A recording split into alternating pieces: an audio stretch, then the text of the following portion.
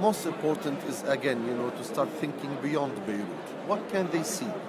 They can see churches which are 2,000 years old, since a church was invented, if you like. They can see where the alphabet came from. They should, try to investigate the name Britannica comes from where. Britannica means, in the Phoenician language, in the Arami language, the land of tin. And the Phoenicians were trading tin, Cornwall, about 1,000 years BC. So there is a lot to see in this country, and it's a very, very small country. We're talking of a country of about 10,450 square kilometers, but you've got the four seasons of the country. Now, in the winter, say in January, February, March, you can ski on snow, and then water ski the Mediterranean in under an hour, in about 40 minutes.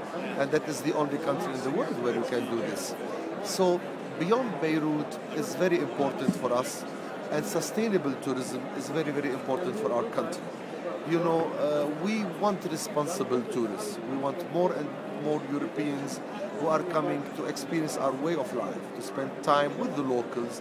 We want the locals, to make money out of sustainable tourism. And the whole idea of eco-friendly tourism is very important for our country. Hence, I'm trying to work very, very hard now to introduce the mountain trail, which is a trail of about 500 kilometers, which covers the whole of Lebanon, from the north to the south.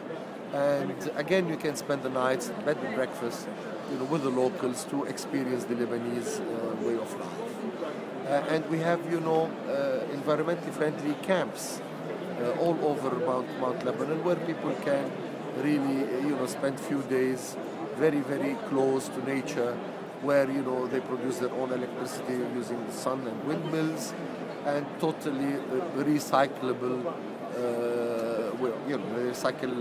they recycle everything. And this is very, very important, as I said, for the future of the country, and to take tourists outside Beirut. As you rightly said, about 70% of our tourists, stay in and around Beirut. And we want them up in the mountains. We have a lot of hotels in the mountains, but traditionally, these hotels open only during the summer season. So we are trying with the owners to change this mentality, and for them to understand that, they can attract tourists all year round. And, the culture of this long weekend, because in Lebanon, the weekend is like in Europe, Saturday and Sunday, whereas in the rest of the Middle East, it's Thursday and Friday.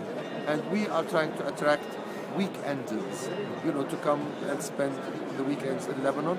The Europeans who are staying in the Arab world, in the Gulf, are very, very good clients. They come to Lebanon to enjoy the wine, to enjoy the nightlife, which is among the most sophisticated in the world, to ski during the winter, and to have good time and enjoy Lebanese hospitality. One should remember, when you come to Lebanon, it's not just to visit the Lebanon. You're visiting the Lebanese, probably the most cosmopolitan people on earth. Most cosmopolitan, and obviously the most hospitable as well. Yes, indeed. It's part of our tradition, For example, I had a long time ago a girlfriend from New Zealand. She came to visit us during the war. We went together to Lebanon, and I was driving a sports car, and we had a puncture. New Year's Eve. Within like 5 minutes, I couldn't call the AA. It was during the war. Within 5 minutes, 5 cars stopped. I didn't have a jack in the car, so they lifted the car, and the tire was changed. This is the type of people the Lebanese people are. Yes, they are very hospitable. You are in the villages, you can walk to any house and ask for anything. And certainly I'm fighting now perception, which is in the Western world, that when you think of chaos, you think of Beirut, and you think of Lebanon. And most of the travel advice given by Western governments against traveling to Lebanon. I always say numbers are much louder than words. Maybe in the last 20 years we do not have an incident, any tourist, probably more than 25 years really. We don't have any incident to write home about. In fact, Lebanon is very, very secure. You can walk around with your expensive watch anywhere in the country at night. Probably it's something you cannot do in this country. And if you want to compare Beirut to so many capitals in the world, I think it's much, it's a very secured city really. And your target for the next 5 years, what would be your vision of tourism in I do Lebanon? not want to increase the numbers by more than 20% per annum. In 2009, we increased, in comparison to 2008, by 39%. We were the number one in the world. We are not a destination for what I refer to as fish and chips tourism. We are a destination. I want to attract more middle-income people. We are expensive, but very good value for money in comparison, to other places in the Middle East. For a $200 a night, you can stay off-season in a 4-star hotel. During the season, $350, $400. So which is still reasonable in comparison to Europe. And the Lebanese restaurants, world-renowned, really, you can have a very good meal with a nice drink for somewhere in the region of $30 to $40 per head, which is quite competitive. So really, it is a destination which is different.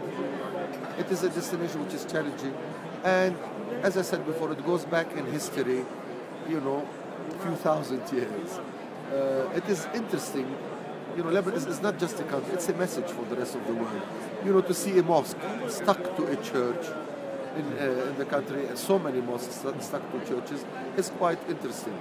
And Jesus Christ spent some time in Lebanon, and it is there where he turned water into wine. My favorite miracle, by the way. So, very sensible as far as the Lebanon's concerned. So there's a lot to see in this small country. Thank you very much indeed. You're most Thank you welcome. kindly. Thank you.